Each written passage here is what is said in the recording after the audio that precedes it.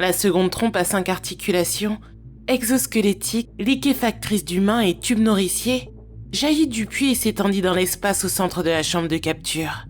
Bien sûr, quand je dis qu'elle avait jailli, je parlais en termes relatifs. Mon esprit était si hyper accéléré qu'une seule respiration semblait durer 1 an ou 2. Cette seconde trompe de mort interdimensionnelle se déplaçait assez vite pour que je perçoive de minuscules changements dans sa position après chaque longue séance de méditation. Pour un esprit non accéléré, elle devait bouger à la vitesse de l'éclair, comme un barracuda ou un serpent venimeux frappant pour tuer. Hélène finit par être satisfaite que j'ai vu ce qu'elle désignait, et elle cessa de perdre du temps à capter mon attention. À la place, elle se précipita vers le clavier près du fauteuil. Je suivis son mouvement, et finalement les rangées d'écrans d'ordinateur entrèrent dans mon champ de vision. Avant qu'Hélène ne m'injecte le Mentanovox, les moniteurs semblaient clignoter avec un bruit capable de provoquer des crises. Sous l'effet de l'accélérateur mental cependant, je vis qu'Hélène avait dit vrai. Chaque écran se mettait à jour avec de nouvelles données 500 fois par seconde. Un moniteur affichait la page Wikipédia sur la Bolivie. Celui d'à côté faisait défiler une vieille œuvre de fiction qui disait « Il lança la pipe encore allumée dans la mer. Le feu siffla dans les vagues et au même instant, le navire passa à côté de la bulle formée par la pipe qui sombrait. » L'écran en dessous montrait une partie d'un article académique rempli d'équations. Je n'avais aucune idée du domaine concerné. Je n'arriverais pas à exagérer le soulagement que j'ai ressenti en voyant cet ensemble aléatoire et éclectique d'informations sur les écrans. Ces moniteurs donnaient à mon esprit de quoi s'occuper. J'ai lu la page sur la Bolivie encore et encore. J'ai mémorisé la page de fiction et j'ai étudié les mathématiques si minutieusement que je commençais à les comprendre. Finalement, l'écran qui affichait la page Wikipédia s'est mis à jour. Un processus lent, où j'ai vu l'écran se redessiner lentement, une rangée de pixels à la fois. Voilà à quoi ressemblait un taux de rafraîchissement de 500 Hz sous une overdose de Mentanovox. Hélène s'était mise à taper. J'ai pensé qu'elle pouvait prendre tout son temps. Aussi ennuyeuse que pouvaient être ces informations sur les écrans en temps normal, elle me donnait quelque chose à faire. De quoi réfléchir, autre chose que mes souvenirs pouvaient invoquer seuls. Des jours plus tard, les premières lettres du message d'Hélène apparurent dans la fenêtre de traitement de texte. On doit... Elle ne gaspillait pas de temps à taper des espaces. La seconde trompe s'était visiblement étirée plus loin dans la pièce. J'avais lu des dizaines de pages Wikipédia et environ une centaine d'écrans remplis d'œuvres de fiction défilaient à l'écran. Ça venait d'un de mes livres préférés, Moby Dick. Je me demandais ce qu'Hélène essayait de dire. On doit quoi ? Finalement, une partie supplémentaire de son message se fit entendre. On doit l'éteindre. J'ai deviné ce qu'elle essayait de communiquer. Mais éteindre quoi ? La machine de capture du portail ? J'essayais d'absorber davantage d'informations qui défilaient sur les moniteurs à 500 Hz. Après l'éternité apparente à ne rien regarder d'autre que le sol, le visage d'Hélène ou les horreurs se déroulant près du portail, lire Moby Dick et des pages Wikipédia au hasard semblait un pur hédonisme. Hélène finit enfin son message. On doit l'éteindre. Disjoncteur sur les armoires de distribution à gauche et à droite. Elle ne perdit pas de temps à se retourner pour voir si j'avais compris. Elle avait sauté de la plateforme dès qu'elle avait fini le message et s'était mise à courir vers l'équipement du côté droit du portail. J'ai dû prendre une décision rapide, ce qui dans mon état mental signifiait que j'y avais réfléchi pendant ce qui semblait être des jours. D'après moi, Hélène présumait que je m'occuperais d'éteindre les disjoncteurs du côté gauche de la chambre. Elle s'était simplement précipitée vers la droite sans vérifier avec moi. Et si je faisais ça, quels étaient les risques de m'approcher de l'horreur interdimensionnelle qui s'agitait hors du portail ? Est-ce que je reconnaîtrais l'armoire de distribution si je la voyais ? Est-ce que je saurais couper l'alimentation ? Il n'y avait tout simplement aucun moyen de répondre à ces questions par la réflexion. Elle ne pouvait être résolue qu'en m'engageant dans cette action. Si la réponse à l'une d'elles était mauvaise, les choses empireraient encore pour moi. Quel était le pire scénario ? Que le monstre du portail me liquéfie ? La liquéfaction prendrait des mois, pas des secondes. C'était un scénario franchement terrifiant. Mais même après avoir retourné toutes les possibilités imaginables, je ne trouvais pas de meilleure idée. Rester sur la plateforme et attendre qu'Hélène éteigne les 2 armoires équivalait à passer des siècles supplémentaires dans cette pièce. Et si Hélène se faisait tuer en éteignant les disjoncteurs que j'étais censée couper ? J'ai voulu que mes jambes bougent, sautent sur la plateforme comme Hélène l'avait fait. Les ordres à mes muscles jaillirent dans mon cerveau à la vitesse de la lumière, pour s'écraser contre mes muscles d'une lenteur glaciaire. J'imaginais mon esprit comme une femme de l'époque victorienne enfermée dans une tour et écrivant un message avec une plume. Mes très chères jambes, J'espère que cette note vous trouvera en bonne santé. Veuillez sauter sur la plateforme, je vous prie. » Puis le message était envoyé par cavalier et voilier de l'autre côté du monde, pendant que j'attendais des mois et des mois seul dans la tour. Depuis le bord de la plateforme, je ne pouvais plus voir les écrans d'ordinateur. J'étais sortie de mon refuge contre l'ennui devant les écrans. Au lieu de lire des articles Wikipédia et des revues de mathématiques avancées, je passais le temps en attendant que mes jambes m'obéissent. En même temps, j'étudiais le membre qui sortait du portail et s'introduisait dans notre univers. La partie de la tentacule qui avait émergé était brun foncé, avec 5 articulations en forme de coude disposées à des angles étranges. La conception des coudes multiradios semblait lui donner la flexibilité de contourner des obstacles complexes. Quelque chose dans la façon dont il s'étirait au centre de la pièce me faisait penser qu'il ne pouvait ni voir ni sentir ce qui était là. S'il avait des yeux ou d'autres organes sensoriels, il devait se trouver sur le corps incompréhensible à l'intérieur du portail. Je passais le temps à imaginer à quoi pouvait ressembler le reste de la créature, et quel environnement, d'où qu'elle vienne, l'avait conduite à évoluer en ce monstre liquéfacteur d'humain qui s'introduisait dans la chambre de capture. J'ai enfin quitté la plateforme. J'étais en l'air pendant des mois pendant que je sautais les quelques mètres jusqu'au sol. J'ai bien configuré mon corps et je ne suis pas tombée en atterrissant. Ce n'était pas vraiment une figure qui m'aurait valu 10 points en gymnastique olympique, mais c'était assez bon. Bien que je ne l'entendais pas, mon atterrissage avait produit du bruit, car le bras à 5 articulations a semblé changer de schéma de mouvement quand j'ai atterri. Et là, il s'est mis à se précipiter vers moi. Est-ce qu'il avait entendu mon mouvement ? J'incitais mon corps à sprinter vers l'arrière de la pièce, là où Hélène avait dit que se trouvaient les armoires de distribution électrique. J'avançais avec la vitesse de l'herbe qui pousse, et la tentacule était en train de se diriger vers moi. Ses 5 coudes s'étaient redressés d'un coup, lançant l'extrémité en forme de serpillière liquéfactrice d'humain vers moi à une vitesse qui aurait été imperceptible pour un humain non surdosé de Montanovox. J'avais tout le temps de réfléchir à la meilleure façon d'esquiver son attaque. Il était clairement bien plus rapide que moi. J'avais estimé que je pourrais avancer environ 1 mètre avant que la tentacule soit complètement étendue. J'ai évalué la longueur de chacun de ces segments intercoudes et je me suis dit qu'à pleine extension, il serait assez long pour m'atteindre. En d'autres termes, j'allais mourir. Si j'avais raison sur le fait que l'horreur extradimensionnelle qui me chassait fonctionnait à partir du son de mon atterrissage depuis la plateforme, et bien sûr qu'elle ne pouvait pas me voir, alors sa poussée viserait probablement mon atterrissage, juste près du sol.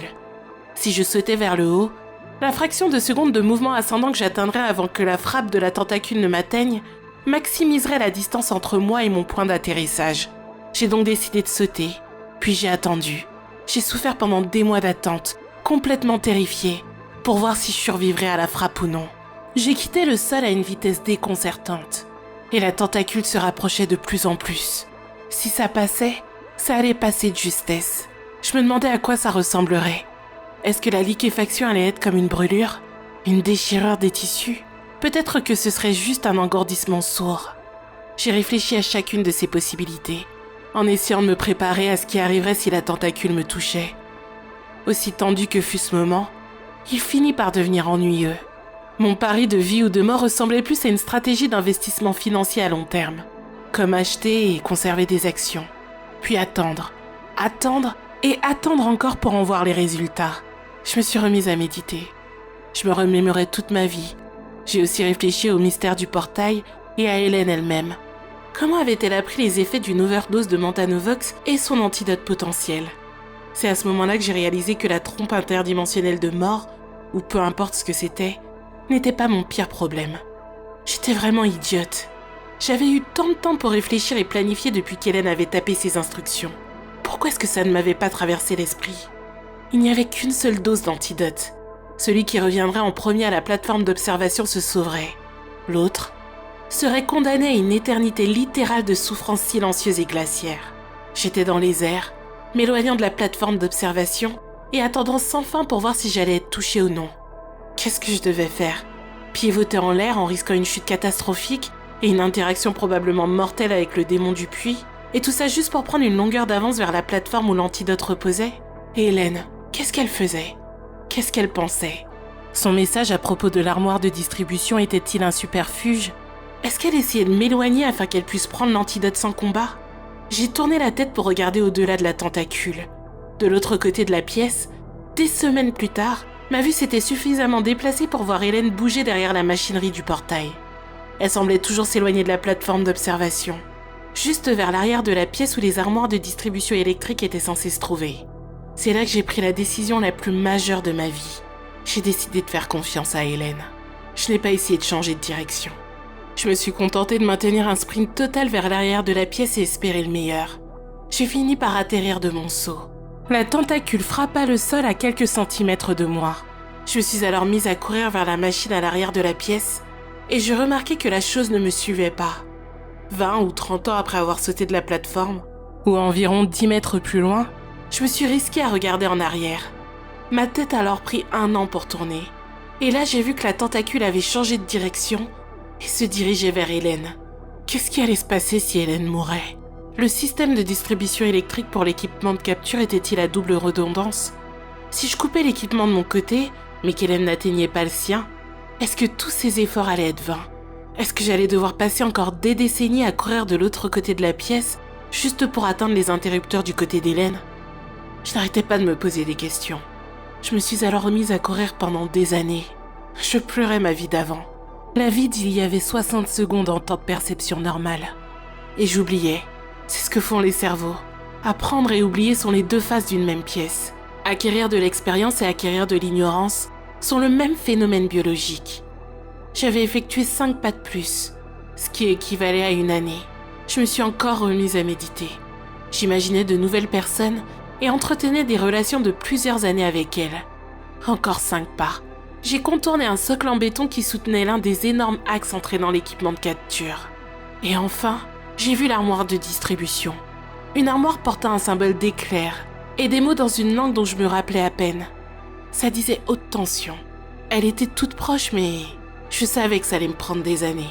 J'ai couru, j'ai prié, et en particulier pour que le bras démoniaque revienne, qu'il surgisse de derrière les panneaux ou se glisse derrière moi et me frappe. Je voulais en finir.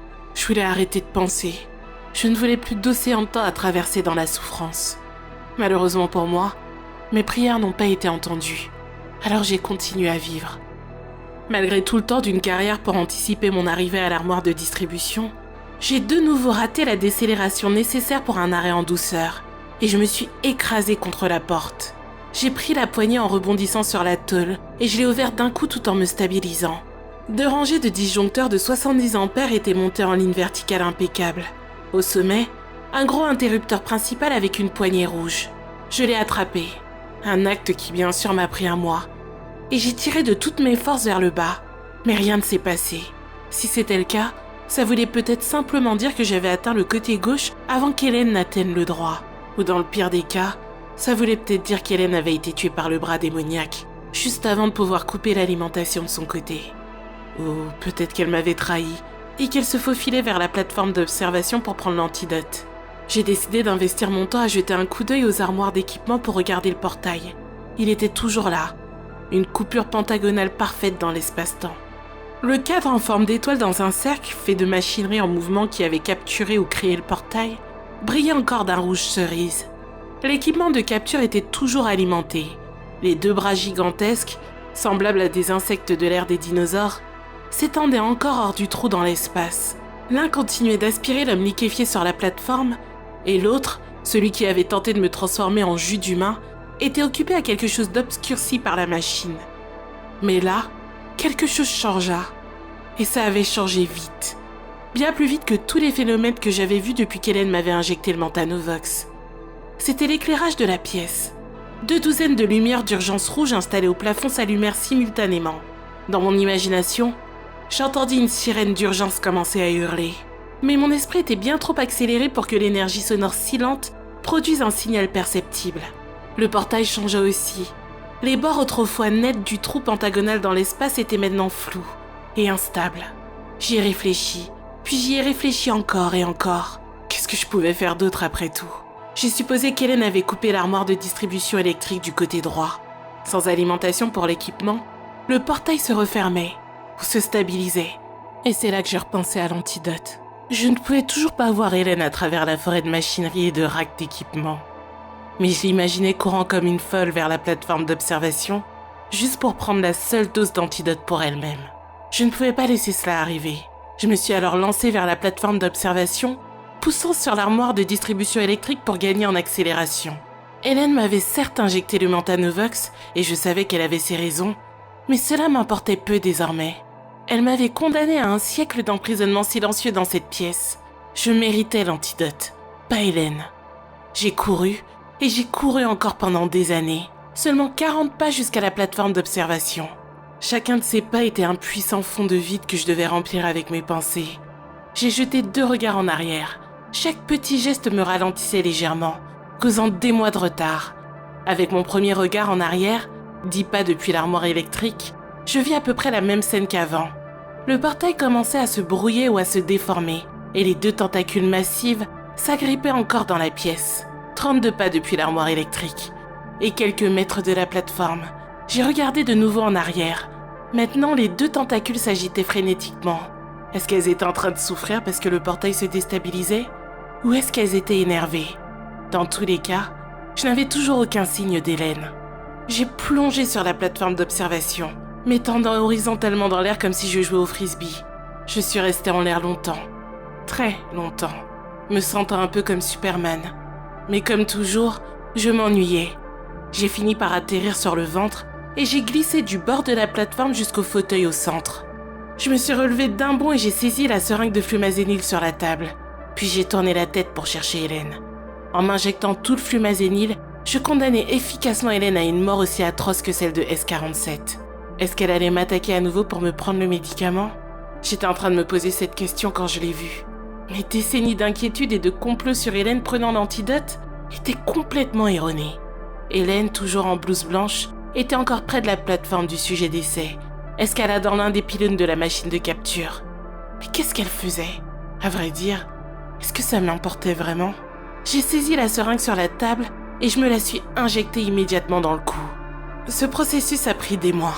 Bien sûr, seulement quelques secondes de temps réel s'étaient écoulées. Mais dans ces secondes, j'avais vu Hélène grimper jusqu'à la zone active de la machine de capture, la partie la plus haute avec les rails rougeoyants. D'un mouvement fluide, elle s'était propulsée par-dessus l'un des rails et dans le portail. Elle avait pivoté pour me faire face en tombant. Je ne sais pas si elle m'avait vu la trahir en prenant le flumazénil pour moi-même. Elle était trop loin pour que je puisse lire son expression. Hélène s'était mise à chuter lentement dans la faille temporelle, au même moment où je poussais la dose de flumazénil dans mon cou. Quand Hélène m'avait injecté le Mentanovox, l'effet s'était manifesté en une fraction de seconde. L'antidote, le flumazénil, avait agi aussi vite.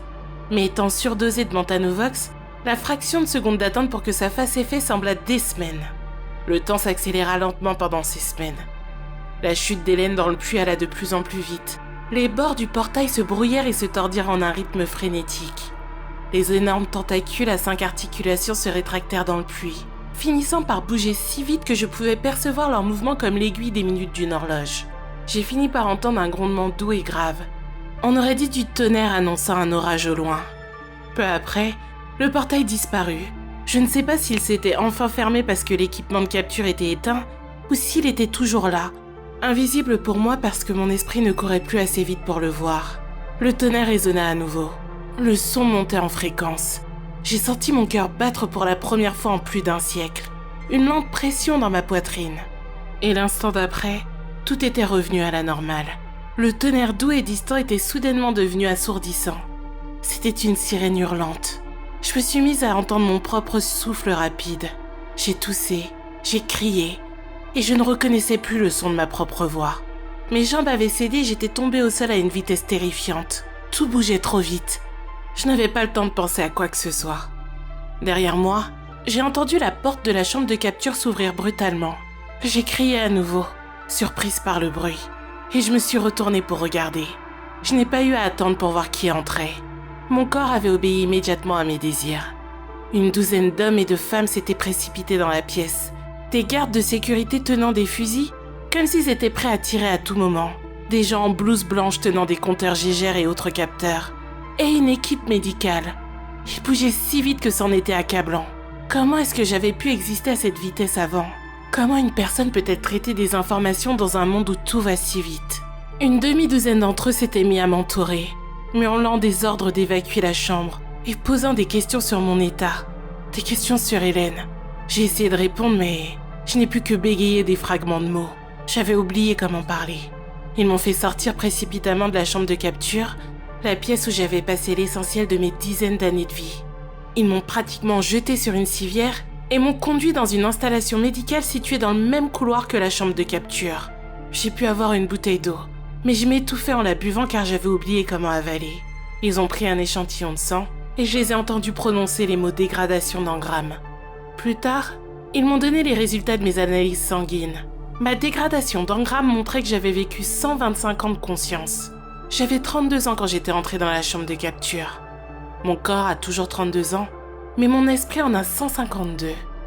La majeure partie de ma vie a été passée dans l'angoisse, luttant pour survivre et échapper à mon tourment dans cette immense pièce souterraine. Je suis restée un moment dans l'installation médicale. Des jours, je crois. Mais c'est passé comme un éclair, un instant. Je sais comment passer une année entière à ne rien faire d'autre que fixer le sol. Passer du temps dans l'installation médicale était un jeu d'enfant. Après quelques jours, j'ai réussi à retrouver ma capacité à parler, à avaler et à marcher. Puis ils m'ont laissé partir. Quelqu'un en blouse blanche, un collègue d'Hélène, m'avait escorté hors de l'installation souterraine profonde jusqu'à la porte d'entrée du bâtiment. Ça a été étrange de refaire le trajet à travers les bureaux et le hall que j'avais parcouru plus d'1 siècle auparavant. Il m'avait dit un simple bonne chance en tenant la porte ouverte pour moi. J'étais sortie et j'avais vu le ciel pour la première fois en 120 ans. Quand j'ai senti mes cheveux bouger sous le souffle du vent, j'ai pleuré. Il y avait tant de voitures dans le parking. Laquelle était la mienne? Je ne m'en souvenais plus. J'ai fini par la trouver et je ne sais même pas comment. Je l'ai ouverte avec ma clé et je me suis assise sur le siège conducteur. Une tasse de café à emporter gisait encore sur le sol devant le siège passager. Est-ce que c'était la mienne? J'avais du mal à m'en souvenir. J'ai ouvert la boîte à gants et j'ai trouvé la carte grise. Elle portait mon nom et mon adresse. Et là, je m'étais demandé où était la voiture d'Hélène. Est-ce qu'elle avait conduit jusqu'au travail en s'attendant à se projeter dans une autre dimension? À vrai dire, je n'arrêtais pas de penser à elle. Mais en même temps, j'étais contente de ne pas être à sa place. Au bout de quelques minutes, j'ai réalisé que je ne pouvais pas conduire. C'était trop effrayant. N'avoir que quelques secondes pour réagir aux feux de circulation changeants, mais aussi au mouvement des autres voitures sur la route. J'ai marché jusqu'à la porte principale et j'ai fait appeler un taxi. Le taxi m'a conduit à l'adresse sur ma carte grise. Une maison de ville vaguement familière dont la porte s'était effectivement ouverte avec ma clé. Par chance, la récupération va vite. Tout va vite pour moi comparé à ma vie dans la chambre de capture. Les jours filent à une vitesse terrifiante. J'ai passé une semaine à enregistrer tout ce dont je me souviens de ma longue vie dans cette pièce. Et c'est pourquoi je vous publie mes expériences ici. Ce qui se passe dans ce laboratoire gouvernemental ne devrait pas rester secret. Je sais que j'ai signé un accord de confidentialité dans le bureau d'Hélène. Je sais aussi qu'il m'engageait à ne pas parler de ce que j'avais vu ou vécu. Mais franchement, je m'en fiche. Après tout, qu'est-ce qu'ils vont faire? Me mettre en prison quelques années pour avoir divulgué des secrets? Ça ne servirait à rien. Car croyez-moi, ils savent que je peux purger cette peine facilement.